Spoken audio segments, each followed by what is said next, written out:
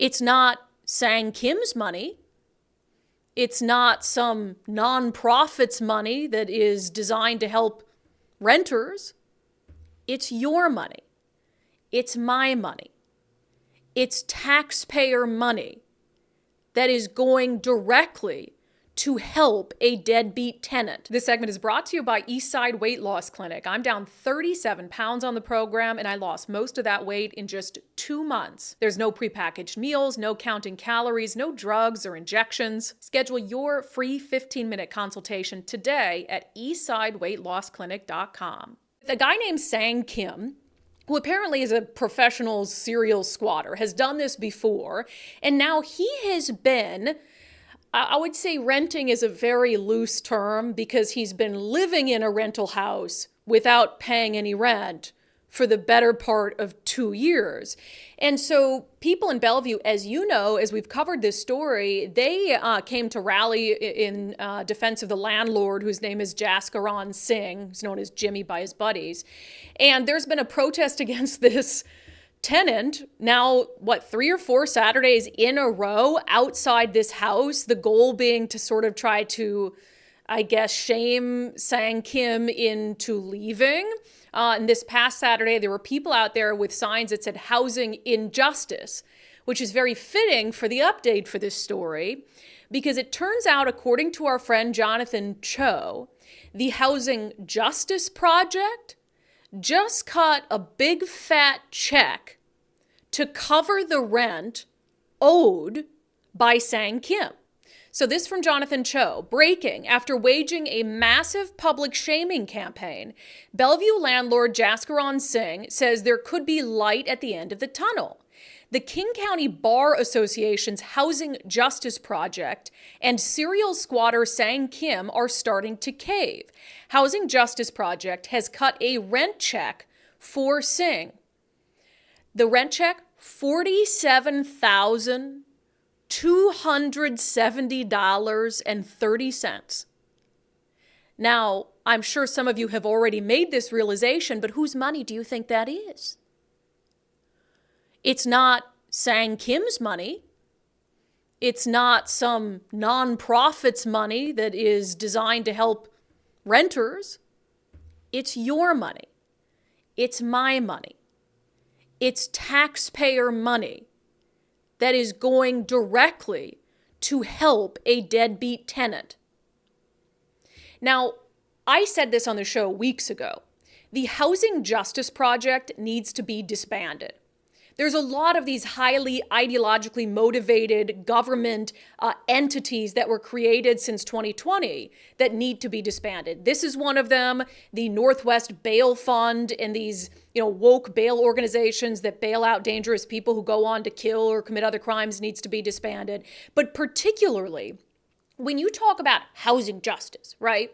So during the pandemic, this was getting more and more attention. And I would argue even in Seattle before that, tenant protections were being strengthened. But it got to the point of ridiculousness where you could have someone who simply decided to game the system and not pay rent for 6 months, for a year, for in this case, 2 years at a time. They get a free attorney to help fight against eviction from the Housing Justice Project, which again is a subsidiary of the King County Bar Association. So basically it's in the same realm as the public defenders. So you and I were already covering the cost of attorneys for these tenants and for these squatters. And we already knew that occasionally the Housing Justice Project would cover the cost of rent. So if you had someone who was truly down on their luck, missed a month's rent or were behind 2 or 3 months, lost a job, the Housing Justice Project would step in and they would cut a check for rent to help that person out and to make the landlord whole again. But is this really what the Housing Justice Project and our tax dollars are designed to do? Is to say that some able-bodied grown-ass man who could work if he chose to go find a job can squat in a house for 2 freaking years, stealing, and that's what that is, stealing money from the landlord, and can then have you and I foot the bill for it? So now he's off the hook because this $47,000 check written by the Housing Justice Project lets him off the hook. Sure, it makes Jaskaran Singh whole again. He was out 40-odd grand in back rent. But that does nothing to fix this broken system. It does nothing to make sure that Sang Kim has learned his lesson, somebody who's already done this to other landlords before. It does nothing. All it does is worsen this situation. So I'm sure Jaskaran, Jimmy, the landlord, is happy that, like, hey, I got money for this. But I can't imagine he's thrilled that it came at the expense of taxpayers and on the back of taxpayers, and that it didn't come from this guy who he wants out of his property. This is crazy. I saw this weekend. I was like, no freaking way. And Nicole has reached out to both the King County Executive's Office and the Housing Justice Project. Any word back yet? Not yet? No. Because I'm curious, I mean, from the Housing Justice Project's perspective, I know that they're this, again, they're like, oh, we need to help people who are down on their luck. You know how many people $47,000 could help? You don't have an endless supply of money.